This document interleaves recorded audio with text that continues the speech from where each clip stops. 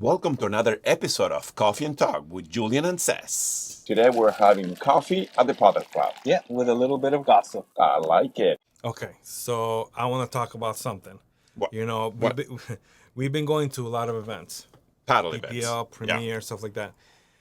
Why aren't people going to these events? Why aren't they watching paddle? Period. You know, also content. Why aren't they watching this content? You know, and these are things that I know paddle is kind of new. You know, and maybe we have 250,000, 300,000 players.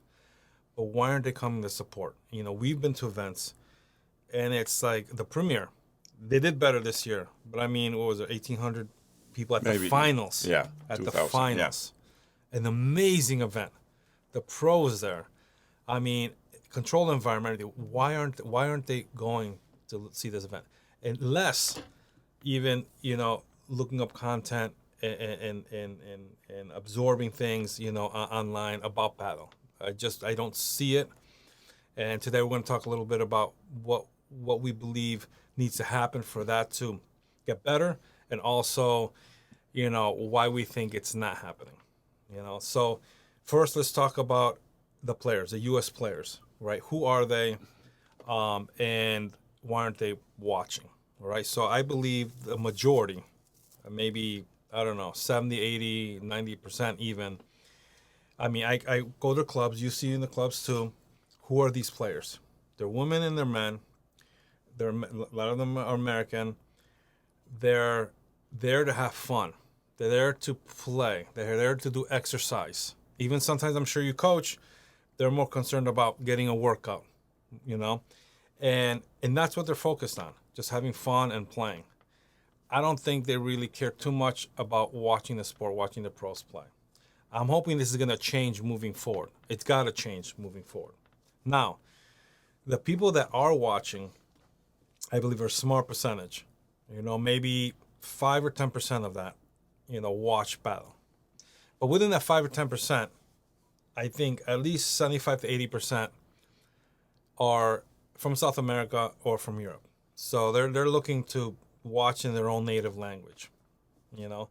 So now you have the small percentage of people who are looking for content that is in English speaking, or those 5 to 10% only ones going to these events. Not all of them, because some of them work or some of them can't or whatever. You have a small percentage going to these events. Now, the PPL, I believe, is one of the factors that's going to help that. Okay, and what I mean about that is that the Americans very accustomed to this franchise, right? So in each state, there may be basketball, hockey, soccer, some type of franchise there. And the state gets together and they support this team. And that's what works here in the U.S. So PPL has these franchises, and it's getting closer and closer. They got 10 right now. So the more that they get, the more each state can support their team. And then they get out there to watch paddle. And obviously, the growth here in the USA. I mean, we're still at the beginnings of paddle here in the USA. As this grows, more people are going to need to learn. They're going to watch. They're going to go to these events. It takes time, you know, and that's my kind of theory. Jules, what are you thinking? Why people aren't going to these events? I mean, you have a very valid point or argument right here.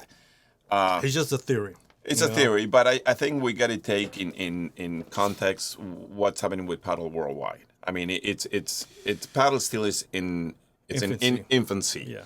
If you take away Argentina and Spain and maybe other regions, but you have a lot of people playing.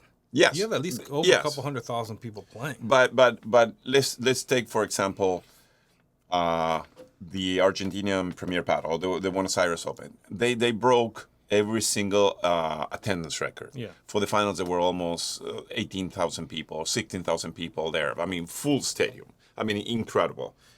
They just finished the Italian Premier. You know what I mean? The stadium was full. I mean, they do it at the Italian Tennis Open Stadium. How many people think were there? I saw that too. It was really full. How many people think that was there? At least 15,000? No, I don't know, 15,000, but 10,000 at least. 10? Yeah, that's good. So this paddle countries, they're more advanced into the paddle development. Well, I mean, it's been there for a lot longer. So Exactly. So we got to take as a context. United States, it's maybe 5 to 7 years behind in the growth of paddle compared to what's happening worldwide. Yeah. We see it because we see where the eyes of our viewers are going. You know what I mean? So it's Southeast Asia, South Africa, the Middle East, Europe. But they listen. They listen. That's a weird thing. Yeah. They don't view, but they listen. Yes. So I think like, paddle worldwide needs to have more international players. You know what I mean? The Swedes are coming. There are a few Swedes. They're getting into the top players. The Italians. You see when you start watching the Premier Paddle in the first few rounds, you see some Italians, some Swedes, some French players. We need to make this as an international sport. Look, it's Argentina or Spain right now. All the ones that dominate the play. Yeah, and I'm not sure about that. Well, but that's not how the Americans look at it. So now moving to the American market, I think it's part of the process to make paddle growth and the Wayne Boych here in Reserve, the PPLs. They're the right players that are putting paddle into the eyes of the American crowd. You know what I mean? We need those players. I mean, they're such an important pieces to make this beautiful sport growth in the United States. And we've seen it from year to year. I mean, we've known this for 3 years, and we've seen 2024. I mean, it was an explosion. 2025, it's crazy what's happening with paddle here. I'm not sure the international thing is a viable way of doing it. Maybe at the beginning, but I think the Americans are more accustomed to the franchises and having like here we have Miami Heat, we have the MLS, they have their teams and they support that team and they get together as people who enjoy and root for their team. I think that's what they're accustomed to with football, soccer, hockey, basketball, everything. Okay, but so they're trying to line themselves to that for what Americans are already accustomed to. But I think that's gonna help. That's gonna work. Let's move also to the individual sports. I mean, if you go to tennis, tennis is an individual sport. You don't have teams, right? Mm-hmm. So, and you get a lot of crowds. Obviously, tennis has been around for more than 100 years. Yeah. Same thing as golf. Golf is an individual sport, and you get huge crowds. The US Open and all that. But I don't think they're going with that model. No, they're PPL going. Is what we have, yes, the PPL is what we have, but also what we need eventually is also a professional, which is happening right now, but a serious professional circuit where Southeast Asia is doing it because we see a lot of European players going and play in the Asia Pacific paddle tour. India is doing some PPL type of format. I think it's the combination of both. The team players are crucial, but people need to know these amazing paddle players because it happened to me when I was at Ultra and they were having the PPL at Ultra. Some of my students that were walking by and they were looking at Tapia playing and said, "Oh my God, that player seems to be playing very well," and they don't even know who it is. You know what I mean? So we need the exposure, and these key players are essential for the growth of the sport. I think there's a couple things there that could help. Number one is the language barrier. Yes, right? So Americans here speak English, right? Yeah. So if these pros, some of them do speak English, but I think it will be very helpful if they want to penetrate the American market if they start working on that. Yes. That way they're more obtainable. They're not as intimidated, right, when they're talking to people, right? So and they're speaking directly to the Americans. I mean that's number one. I think that's really big. Another one could be is that the Americans need one of their own. And that's going to take forever. That's going to take a long time. But remember when I think who was it? Lucito went to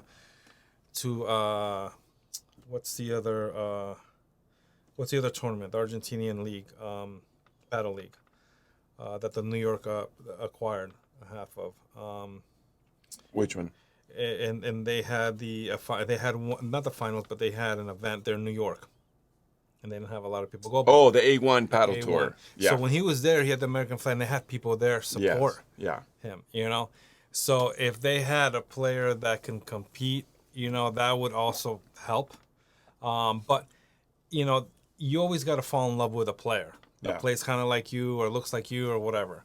So it'll be a lot easier. Like if, you know, the Americans here are searching content and it's always in Spanish, they just are turned off by it, or they don't understand it. They want to read the things and they're just, So if it's, you know, there's English commentating, of course, but, you know, if these people get interviewed or they talk, they get to know these players, they fall in love with this player and they want to watch this player, and that's kind of where it starts. Yeah. So, but these players have to penetrate into the audience. Yeah. You know, by, you know, trying to speak English, even if it's broken or whatever. They'll appreciate you trying. Yeah. You know, and that's how you're going to reach the people here, and that's what people are going to get excited. I mean, Cesc, I mean, I agree with you. I mean, language has to. I mean, if you're watching this, you as a professional paddle player, if you don't know English, if you want to get into this market where it could be a life-changing moment in the profession, this is going to be a huge market. I mean, it's already starting to explode, but we're already in the beginning. You have to know how to speak English. Trust me, because that's how people fall in love with you. And very few professional players, they're willing to speak in front of the cameras in English, and you must, because always compare with tennis. If you see the Alcaraz and the Rafa Nadals in their beginning, they couldn't speak a word of English, but they spend time with, you know, tutors and putting the effort, because you are a marketable product. You can't be if you can't communicate. Exactly. If you can communicate, nobody can market you. Right. It's hard. But if you can communicate, the world is yours. And English is an international language. That's number one. And it's going to open up so many doors. Yes. So many doors. Number two, it's yes, and yes, we need American players. Yeah. The way we start with American players, it's junior development. And that's, some clubs are doing it. I know, you know, Ultra is doing it. Padel X is doing it. Wayne is doing it here with the Juan Martin Padel Academy. But we need to start developing junior players, because that's how you get mega stars, start playing schools, the sport. Private schools, start that's key. You know, we have already a few colleges adding paddle. We need high schools to add paddle. Take some, these some private schools. They have all these spaces and tennis courts and usable a lot of spaces. Donations and money too. Yes. So that is what we need, but that's a slow process. But in the time being, we need to start promoting paddle. Key players that it's already happening. The PPL, it's here to stay, and they're moving into the right way. They're making the right changes. They're restructuring the right way. I think this is going to be great for the sport in general. So the key is to hopefully get people to support and watch more paddle. I think it's going to be the PPL franchise for these states. It's going to be these players trying to speak English. I know some of them can, but they're just a little intimidated or learning English, and hopefully getting, a U.S. player here, at least to get into qualifying, Those are some key things that are needed here. The investment is here. People are investing into paddle. Yeah. Paddle it's going to grow. Yeah. It's just now, like you said, getting these players more marketable. You can't be marketable if you can't communicate. So these are some key things that need to happen and will happen. Some of these they do speak English, and they're probably having more success of doors being opened. Yeah.